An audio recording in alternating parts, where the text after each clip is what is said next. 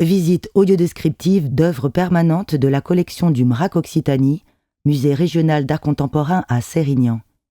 Audiodescription Valérie Castan. Réalisation Cécile Février. Relectrice non-voyante Nima Ascar.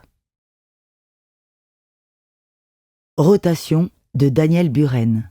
Dispositif de 2006, œuvre à protocole produite pour l'ouverture du musée, vinyle coloré auto-adhésif, dimensions variables, travail in situ autour du découpage spatial, 46 fenêtres. Né en 1938, Daniel Buren, peintre, sculpteur, plasticien, est l'un des artistes français le plus reconnus sur la scène internationale.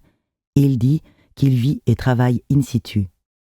Depuis les peintures et affiches de bandes rayées verticales des années 60 jusqu'aux installations dans l'espace urbain et à la série des cabanes dont la première fut exposée en 1980, sa pratique s'axe notamment sur la répétition d'un motif sériel, une bande de 8,7 cm de large qu'il appelle « outil visuel ». Sa réflexion sur les modes de présentation des œuvres, les lieux d'exposition, lui fait concevoir des dispositifs in situ, pensés pour un lieu, conçus sur place, qu'il nomme « travaux situés ». Il en dira « Je n'expose pas des bandes rayées, mais des bandes rayées dans un certain contexte ». Ses interventions artistiques dialoguent avec le lieu, avec l'architecture. Avec Rotation, l'artiste tire parti de la transparence des vitres et propose un jeu de couleurs et de formes sur les ouvertures des façades du musée. L'artiste en parle ainsi. Rotation est une utilisation, à l'occurrence systématique, de tout ce qui est fenêtre, à l'exclusion des vasistas. Cela aurait pu concerner une seule salle, mais cela ne m'a pas semblé intéressant dans cette configuration. Toutes les ouvertures ne sont pas utilisées, mais les fenêtres verticales, baies vitrées, portes d'entrée, fenêtres de bureau et fenêtres de salle d'exposition sont touchées. En partant de l'entrée, chaque fenêtre est coupée en 4 par des diagonales. Puis sont posées 4 couleurs plus ou moins basiques, les 3 primaires et le vert qui ne l'est pas. À chaque fois, un quart de cette surface est touché par une alternance de bandes blanches et de bandes transparentes. Et celles-ci tournent dans le sens des aiguilles d'une montre, de fenêtre en fenêtre, constamment. C'est pourquoi le titre est Rotation. Daniel Buren, Sérignan, 22 septembre 2006. Les couleurs franches de Rotation, le jaune, le vert, le bleu, le rouge, ainsi que les bandes verticales blanches en vinyle auto-adhésif, telles du Velleda ou des filtres de projecteurs, sont positionnées sur les vitres. Les couleurs sont révélées par la lumière naturelle du jour, de l'extérieur vers l'intérieur. La nuit, vue de l'extérieur, la lumière artificielle du musée colore de façon attractive les façades touchées par Rotation. La visite audio-descriptive propose de découvrir l'œuvre Rotation depuis le premier étage près de l'escalier sur la façade droite du musée. Rotation s'étend sur 15,42 m de long sur une succession de 8 baies vitrées et se prolonge en L sur 2 baies vitrées de la façade de l'entrée du musée. Chacune des baies vitrées rectangulaires encadrées d'aluminium va du sol jusqu'au plafond. Chaque rectangle vitré est divisé en 2 diagonales par 4 triangles de vinyle de couleurs différentes, de dimensions différentes, qui s'adaptent à l'ouverture sur laquelle ils sont placés. Le triangle du haut est bleu, celui de droite est jaune, celui du bas est rouge et celui de gauche est vert. Sur chaque surface divisée en 4 triangles, un triangle transparent, rayé de bandes blanches opaques, remplace un triangle de couleur.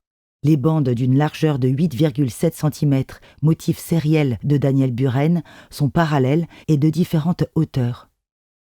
Le triangle rayé se déplace d'une surface à l'autre dans le sens du temps.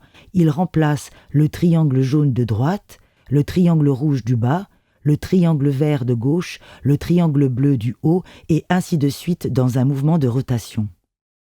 À certaines heures de la journée, la lumière du soleil traverse la surface vitrée, telle des vitraux, et les découpes triangulaires colorées et rayées se transposent à l'intérieur du musée par projection colorée. Les motifs géométrisent, sculptent l'espace sur les murs blancs et le sol en béton gris et modifient notre perception des distances, des plans horizontaux et verticaux. À d'autres heures du jour, les reflets des triangles colorés et rayés s'allongent à l'horizontale, les contours se floutent, la surface du sol n'est plus unifiée de gris béton lissé, les couleurs miroitent, Si on longe la baie vitrée, sous nos pieds s'alterne le reflet des triangles verts, bleus, jaunes, rouges, bandes noires et blanches, bleues, jaunes, rouges, bandes noires et blanches. Notre sensation d'appui sur un sol pourtant sans relief est modifiée. D'autres diraient marcher dans la couleur, marcher dans la lumière. Si l'on regarde à travers les filtres colorés, au travers des baies vitrées, par transparence, le ciel se strie de bandes blanches verticales, se teinte de jaune, de bleu, de vert, de rouge. On aperçoit dehors un paysage découpé à couleurs variables. Devant le bâtiment de la Poste qui jouxte le musée, sur un parterre quadrillé de petites allées avec palmiers, tout devient vert, bleu ou jaune, ou bien se strie de bandes verticales blanches. Les tuiles du toit en pente de la Poste se teintent de bleu, de vert, de jaune et se strient de bandes verticales blanches. Les murs de la Poste, peints en gris, se teintent de bleu, jaune, rouge ou bandes verticales. Les couleurs franches de rotation modifient les couleurs pastel de différents panneaux d'une œuvre in situ accrochée sur la façade de la Poste. Cette installation intitulée « Il faut reconstruire l'Hacienda » de Bruno Peinado est disponible en audiodescription. Daniel Buren propose dans la salle 3 un autre dispositif intitulé « La cabane éclatée aux caissons lumineux colorés », également disponible en audiodescription. Vous pouvez activer d'autres QR codes disponibles à proximité d'une sélection d'œuvres à l'extérieur ou à l'intérieur du musée. Bonne visite.